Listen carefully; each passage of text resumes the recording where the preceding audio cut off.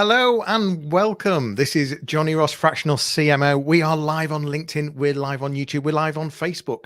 You may be listening on the podcast, and it's brilliant that you're here. I am here with Faisal Siddiqui. How are you? I'm very good, Johnny. How are you? Yeah, I'm fine. Thanks. Thanks so much for joining me. You're over in Canada at the moment. You are the founder and strategist of the Creative Business Company.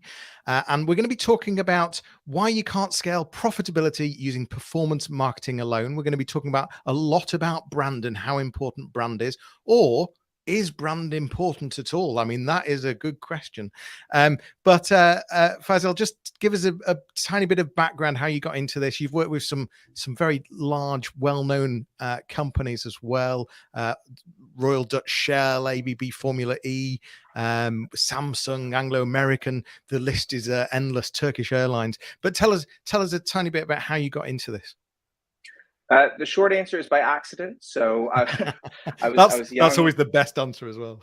Yeah, there's no plan. There's no master plan at all. It was all. I stumbled into everything. But the short answer is I was a young undergrad in Canada. I was doing marketing. I got really into the world of advertising. I didn't quite know the difference between brand consulting and say advertising, and I applied for an internship at at a brand firm in London called Figtree, and they made the mistake of allowing me to come over, and I flew over, did my internship, and stayed there ever since.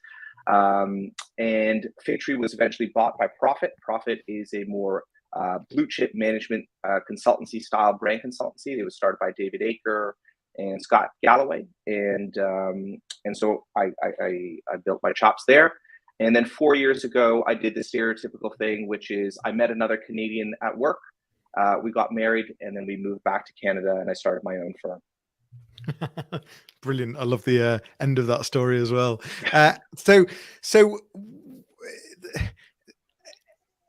in marketing right now, across many organizations, it's all about accountability and it's all about numbers, but it's all about return on investment. And what I want to explore today is, of course, a return on investment is important. Of course, profitability is important. But is that the only thing for marketing departments to be challenged on and focused on? And how important is some of the more what we might call fluffy side of marketing? Yeah, I think the way you posted is really correct. So the answer is we think all parts of marketing should be accountable and should be impactful. But I think the kicker is what do you measure and across what time horizon?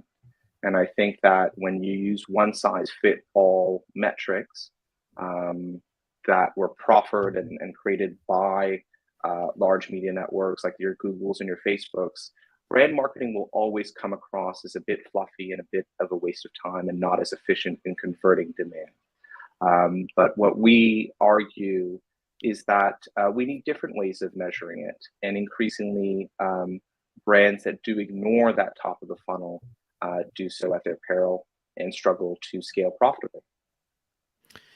Yeah, I mean, I know working with many organizations, perhaps we've got some head of brand listening right now, or even head of marketing that have had experience with performance marketing. Perhaps they are fully aware of that internal battle between different departments of what is important and where's the return and where's the evidence that this particular thing is working.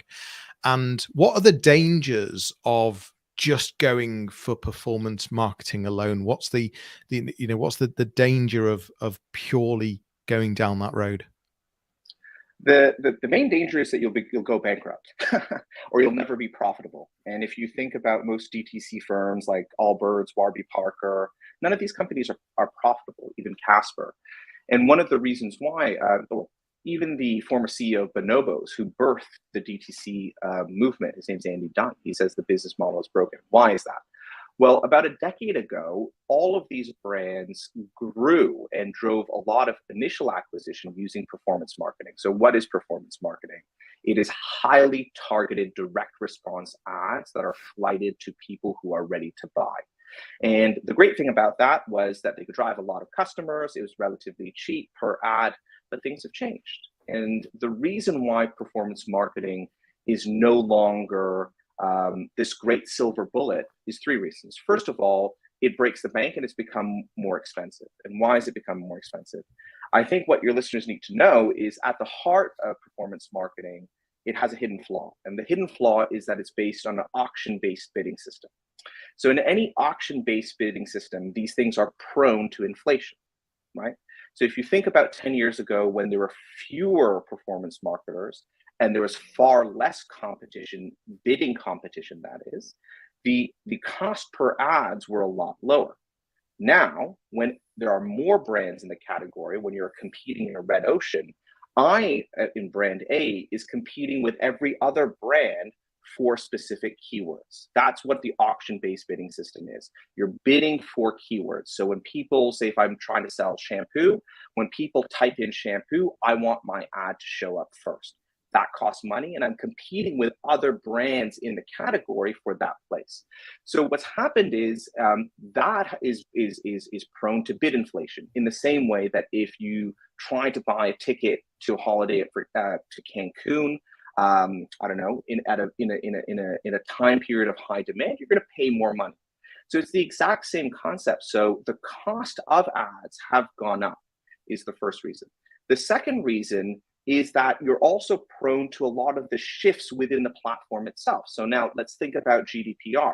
So what has GDPR basically entailed, or what is the implication for performance marketing? As well, you cannot hold cookies. So you can't actually target ads as accurately as you once used to be able to do.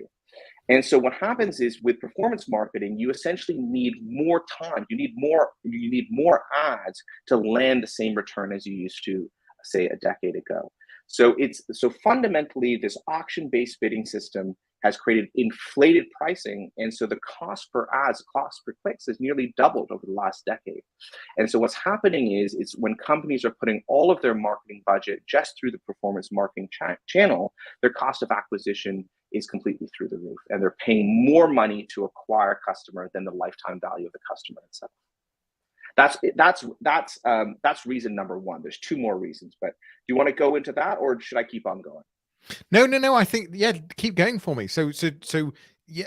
In fact, I thought you gave two reasons there, but perhaps it was A and B of number exactly. one. my annotation of my points was a bit fuzzy, but that was a 1A and 1B. So that was around auction. Exactly. So the first reason is that it's more expensive. The second reason is that when you're putting all of your money into performance marketing, you're only targeting customers who are active in the category. Why is that the case? So if you think about the auction-based bidding system, you're bidding for keywords that serve as an indication that someone's kind of warm. They're ready to buy. So going back to the shampoo example, they're probably typing in, what's the best shampoo for someone with this type of hair or that type of hair. I wouldn't know that because I'm bald. Bad example. So by virtue of the fact that you are targeting to people who are currently active in the category, one of the challenges with that is that you're not actually serving ads. You're not building your brand with people who aren't ready to buy. And here's where the kicker is. So there's a great statistic coming out of the Ehrenberg Bass Institute from Australia. Everyone knows Byron Sharp, how brands grow, but there's another great professor there, Professor John Dawes, and he has a great statistic called the 95-5 rule. And what does the 95-5 rule say? The 95-5 rule says that over the lifetime of a brand's journey or its existence, 95% of its revenue will come from customers who are not actively shopping the category right now. So what does that mean? They don't have a need. They might not even know about your brand, but they could do so in the future. Now, if you're putting all of your money into performance marketing, which is essentially competing at the point of purchase when someone is ready to buy, why? Because they're typing things on the internet and your ads are hitting at them. You're not actually actively building your brand with people before they're ready to buy.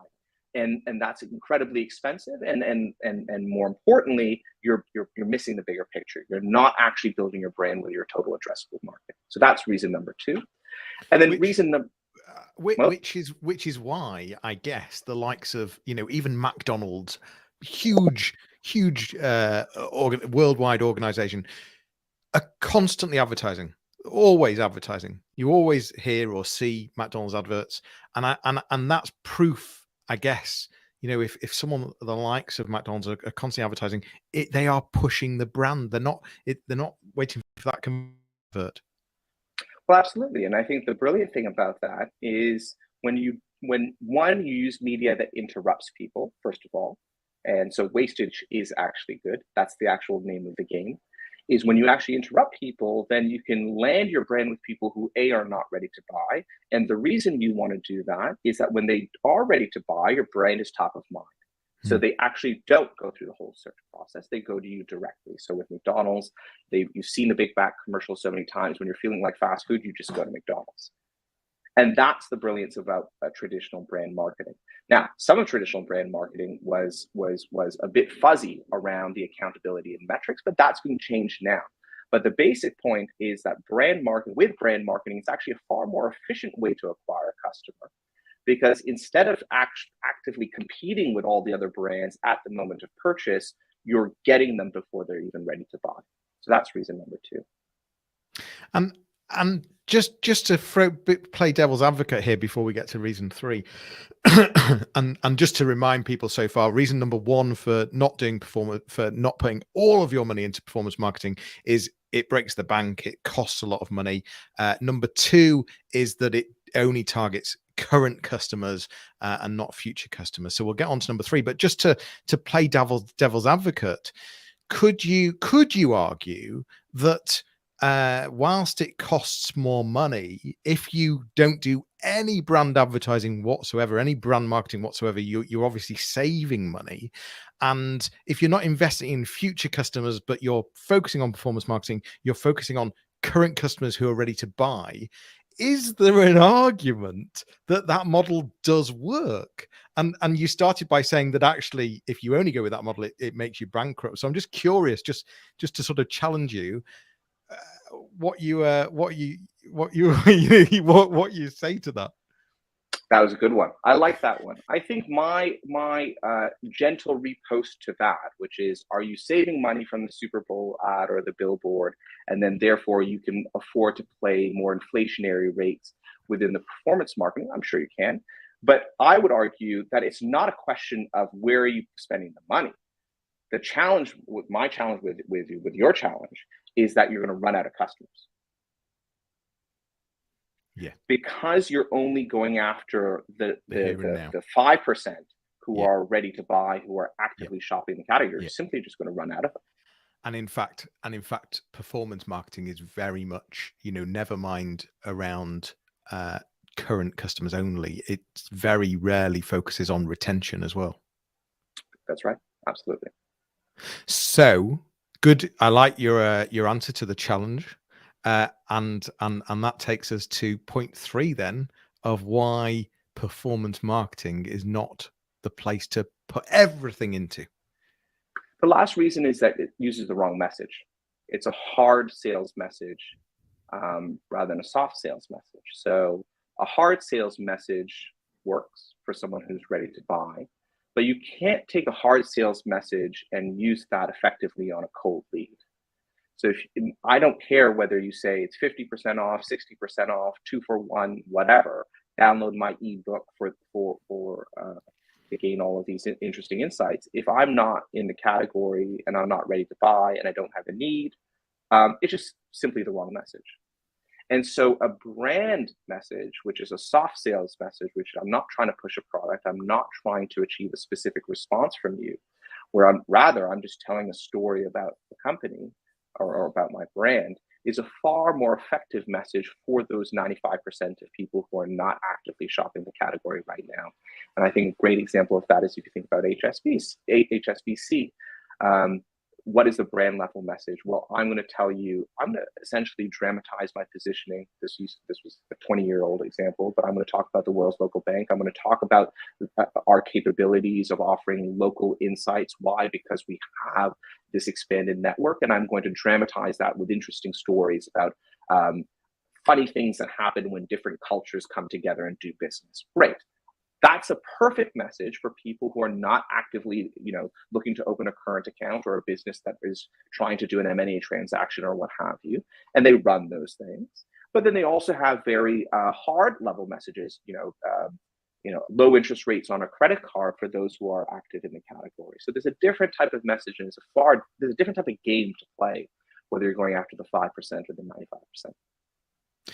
You just you gave an example of shampoo and products. You've actually just given a financial services example. I was wondering, because I know that you do a lot of work in the technology space as well, and I was wondering, is that typically SaaS, or what? Tell me more about some of the technology clients that you work with, and the sort of clients that you've got some sweet spots for.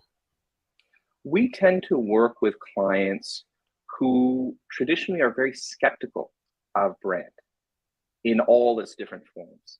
And I think where we have managed to gain a bit of traction is we've helped heads of marketing who traditionally actually came perhaps from a performance marketing background.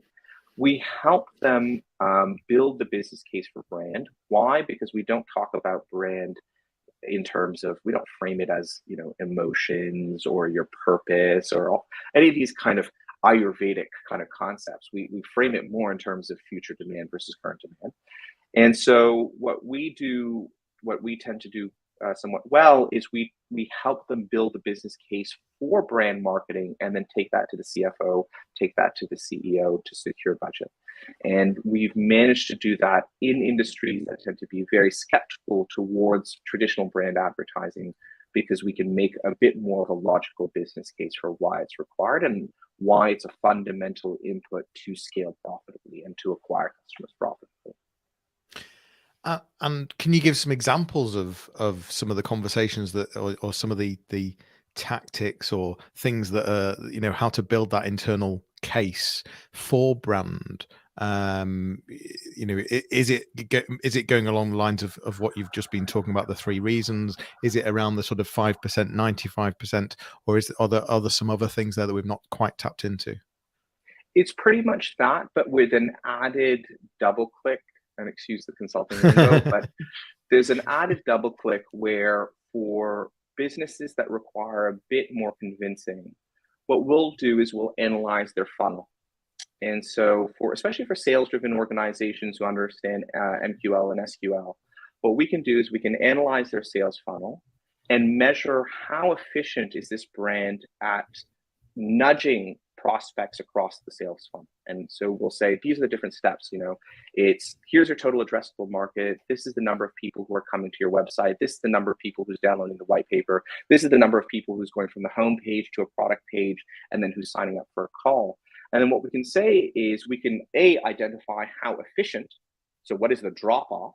It's almost like a pipe with holes. So how much, if you have 10 customers coming to the website, is one actually signing up for a sales call?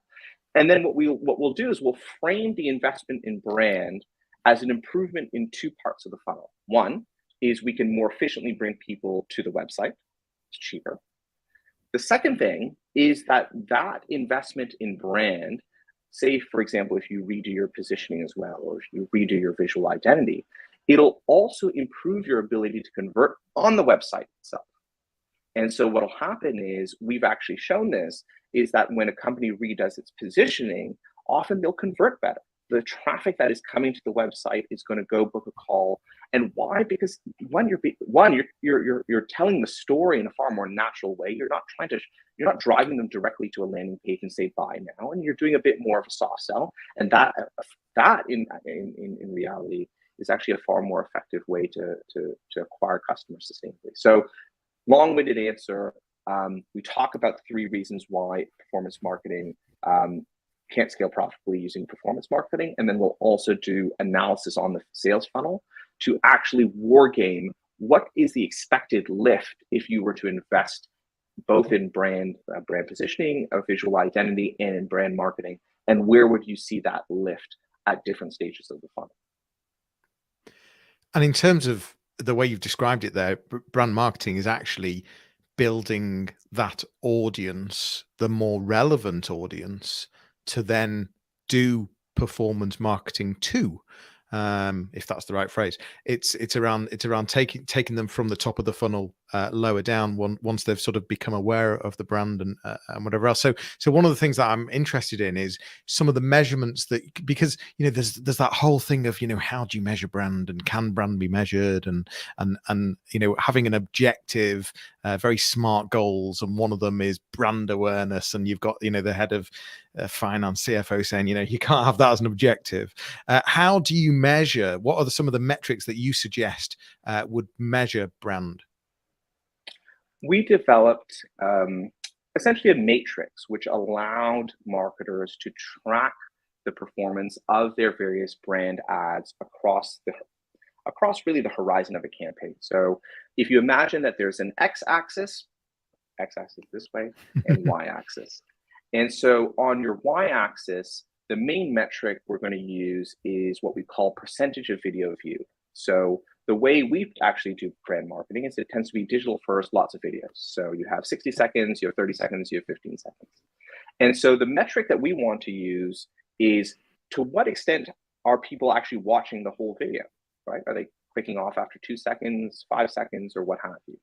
And so that metric will tell you how engaging the content is. So that's on your y-axis. And then on your x-axis, you have return on ad spend, which is ROAS. So are people clicking on it? And then when they do click on it, do they go and buy something? And so if you set up, you have now 4 quadrants, right? And you have your 2 axes, which is percentage of video views, and your x-axis is ROAS. What you'll see is at the start of a campaign, a lot of your ads will be in the top left quadrant. So people will be watching, but they won't be clicking. Why? Because it's just like you've met someone for the first time. You're not going to ask them out on a date, right? You just want to more judge whether the conversation is interesting and intriguing. So what you'll see is all the ads in the top left-hand quadrant.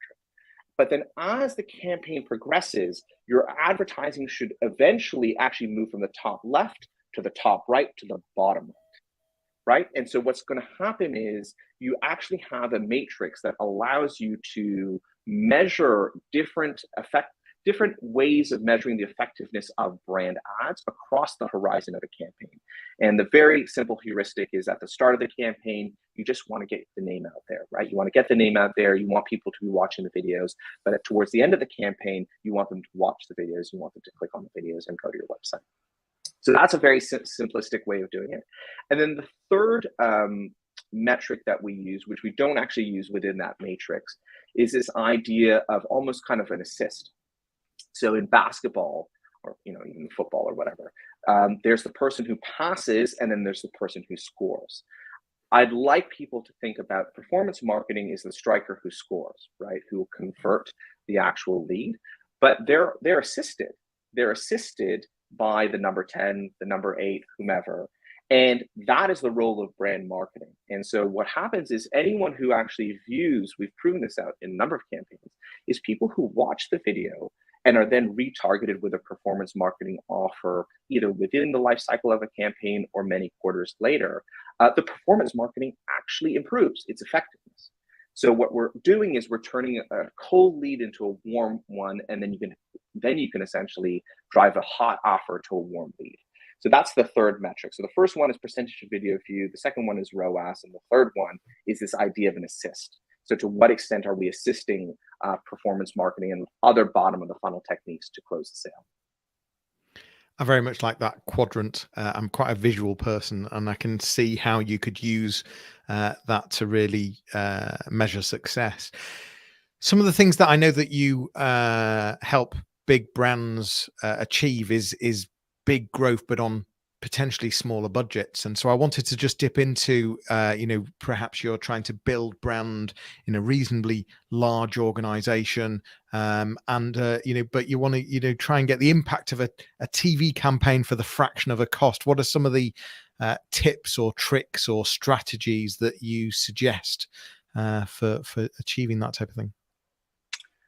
I'm going to answer very tactically, and then I'll go to the bigger strategic levers. So tactically, to answer the last thing that Ian mentioned, how do you stretch out your brand budgets?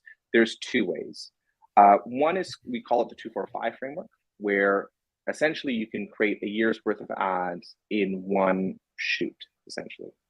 So we don't go on set thinking that we're going to make one 60-second ad, and then that's great, and then we'll do it again in Q3 or Q4. The idea is, if you go in with a framework for how do we take all of the output from this production investment, and how do we use all of that content across the funnel, you can stretch out your production budgets far more effectively. So to go back to the 2-4-5, what is it? We believe that a brand within a year needs no more than, say, 1 to 2 what we call fame builders.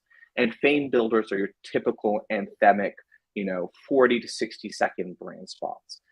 From that same fame builder, what you're then going to do is you're going to cut that up into 15-second short stories.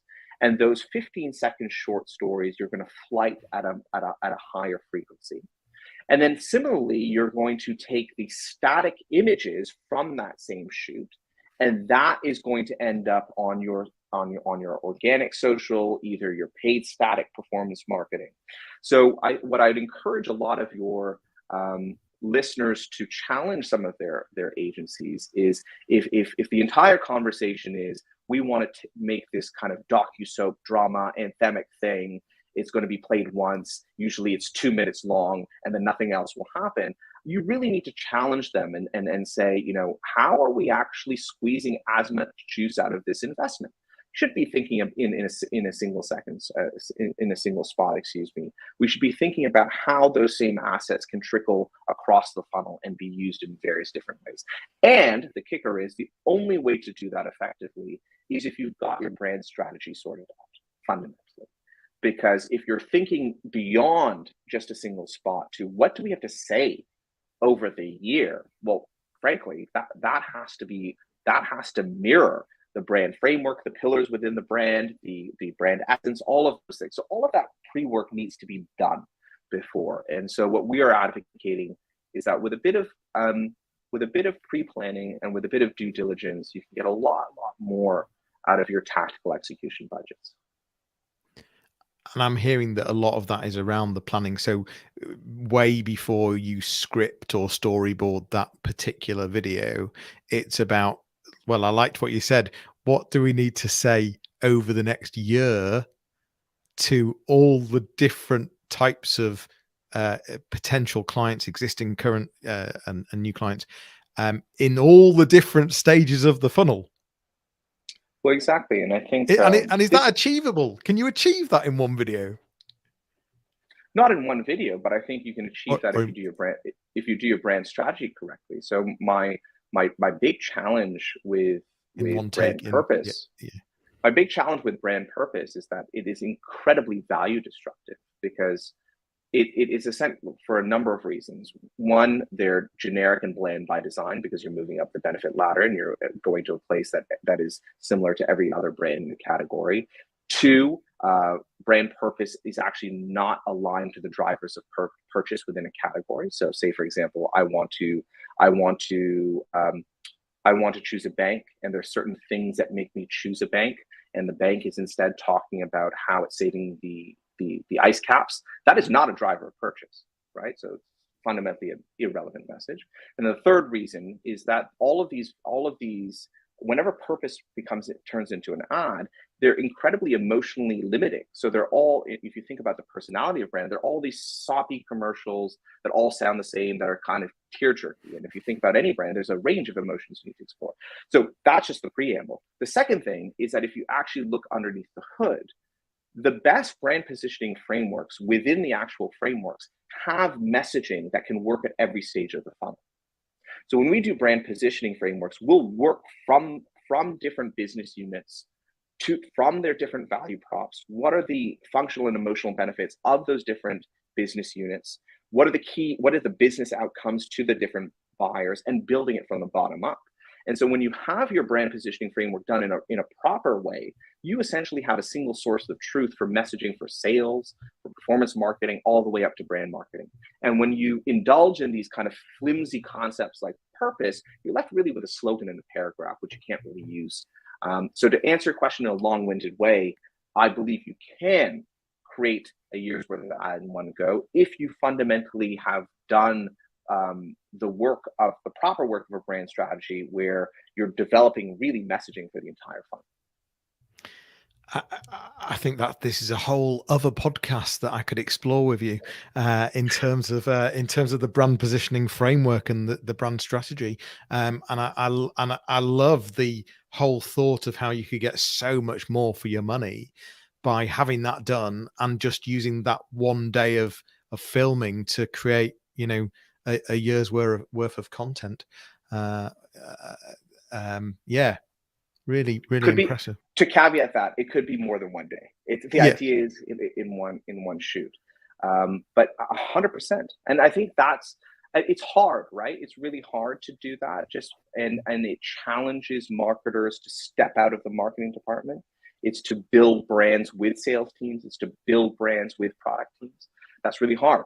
But when you do that well, I think something remarkable happens, which is the marketing team is no longer seen as a coloring in department. They're seen as a strategic partner to growth.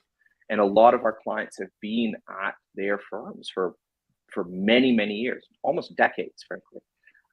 So I think it could be a huge, huge, huge win for a lot of marketers who are hoping to really leave a legacy and make a mark at the firms that they work at.